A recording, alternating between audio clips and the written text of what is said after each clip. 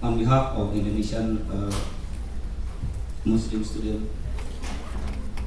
let me share my experience life in Taiwan, and I think some of us have some experience. First of all, at first time I heard that I got scholarship to pursue my PhD in Taiwan. Two things appeared in my head. First, how lucky I am, and second, confused. Lucky, of course, high quality education are right in my country, and this change, I can continue my study in Taiwan. Confused, it's also feeling that I decided because I only stay in Indonesia, in my home country, in Malaysia for 7 months.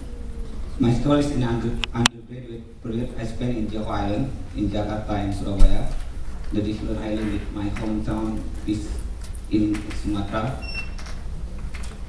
These geographical differences also bring cultural barrier for me, although I still in my country, Indonesia, because Indonesia is a very rich country with 100 ethnic and cultural inside. The habit and life in Sumatra are different with the habit and life in Java. For example, Sumatra people tend to be straightforward person, and Javanese vice versa. For example, Sumatra people love spicy food. Japanese prefer to sweet food. However, this constraint I still overcome because there is still common trait that unites us. I'm still in the environment with the majority of Muslims in this. So overall, there are no problem, and I don't have worry about in the term of food, adaptation to pattern or culture.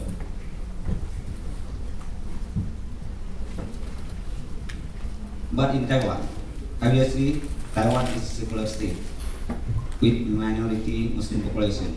In Indonesia, more than 80% from 240 million people are Muslim.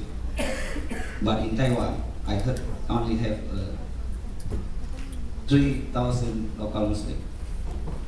But after living a year in Taiwan, this is my second year in Taiwan, I figured that the tolerance in Taiwan is very high. Taiwanese are very friendly, but I still have some problem related to my faith as Muslim, rather difficult to negotiate. The main obstacle that I think all the Muslim students do are food. Islam is a religion that has limited law and very high intention to anything that must be consumed by the halal. The food can be consumed by Muslims as well, known as halal food. It will be very long explanation about halal food. This session will be exhausted by me just to explain what is halal food. Taiwan residents only understand that Muslims do not eat pork.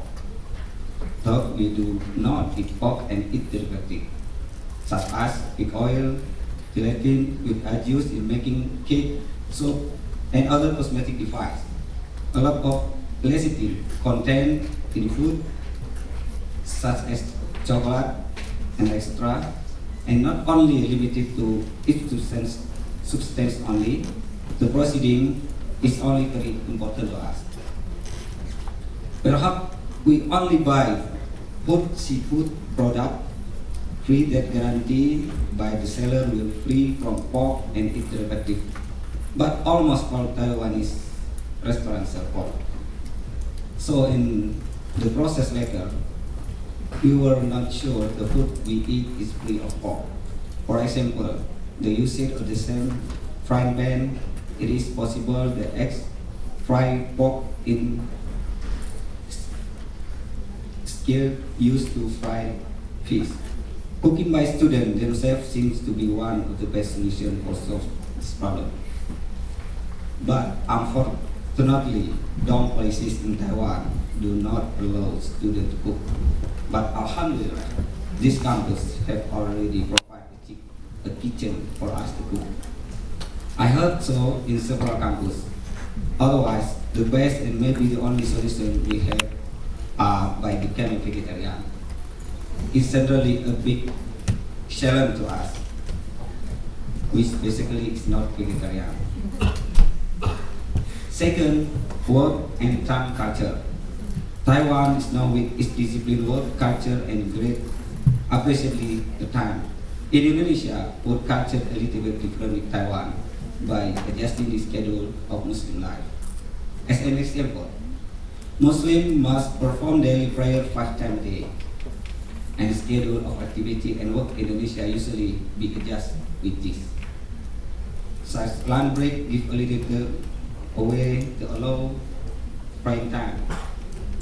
Likewise, in afternoon and other break schedule, when a staff and a student or an employer permit for 10 minutes to pray, it is a normal and ordinary, but not for case in Taiwan. Many students and also workers who are reluctant to ask for permission to perform prayer because the strict habit of using time in Taiwan, and there is a sense of scare to ask for permission. The biggest obstacle is in Friday prayers. For Muslim men, there is obligatory today to do prayer, Friday prayer. But sometimes on the same day, they have classes or work and cannot leave. The consequence, the prayer schedule are sacrificed. Not a few of Muslim men who leave these prayers due to time constraint, but the access to Moscow is not easy because it's only 6 masjid in Taiwan. Like we are student in Tsinghua University have to go to Chungli to pray and you need time about 2 hours. But alhamdulillah now in National CHU University, a Muslim student club in there get a room to pray for Friday. The third is interaction and culture. Every place has its own characteristic and uniqueness. In Islam, this diversity was emphasized, as in the following verse in Quran: "O mankind, we create you from a single pair of a male and a female, and made you into nation and tribe, that you may know each other, not that you may despise each other." Al-Hujarat 13. The problem that we often encounter are how to be able to blend and adapt in these cultural differences without losing our identity. Such as in Taiwan, in celebration, it is common to drink together. This drink together show increasing of friendship level and remove barrier that exists from formality. But the problem is Muslim cannot drink alcohol. So when the offering came, we were in a difficult position. If we reject the invitation, it will be considered impolite. But if we accept, it contradicts with our belief that cannot be compromised. And in association with local international students, we often have party in certain moments, such as Halloween, Valentine, and so forth. In our teaching, action despite like this as much possible on the left, because it's only waste the time and money. But on the other hand, the intent and purpose of local friend and other international student holding activities is to establish intimacy between fellow students. Again and again, you are in a difficult situation. So, what can we do towards this matter?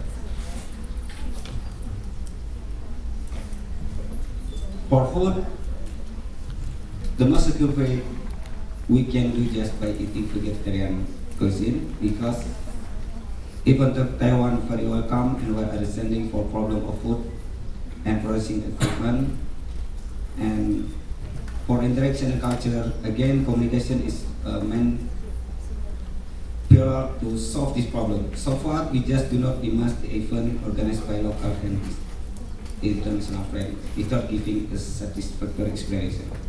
So, thus, I hope this event can be one the way to strengthen this misunderstanding. So how to break anxiety? So I just show what we have to do with Formmit Indonesian Muslim student in Taiwan. About 20% from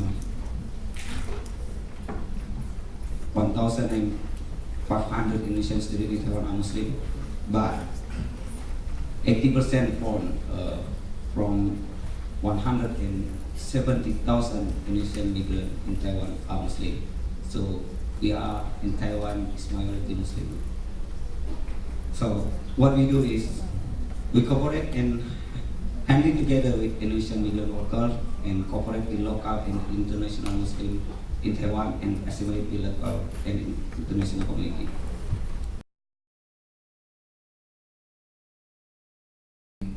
We should conduct more like annual Indonesian scholar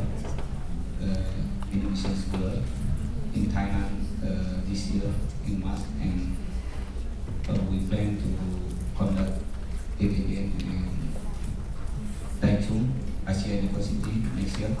So we invite not only Muslim Indonesian students, also others Indonesian students.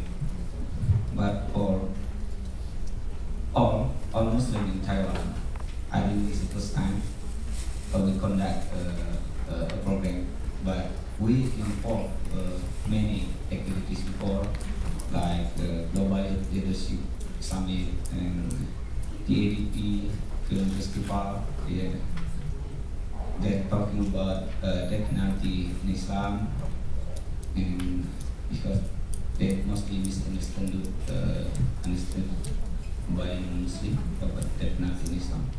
So, and when New Year's celebration, we gathered together in Taipei 101 and in Thailand. We share about Palestine. So that time, so many people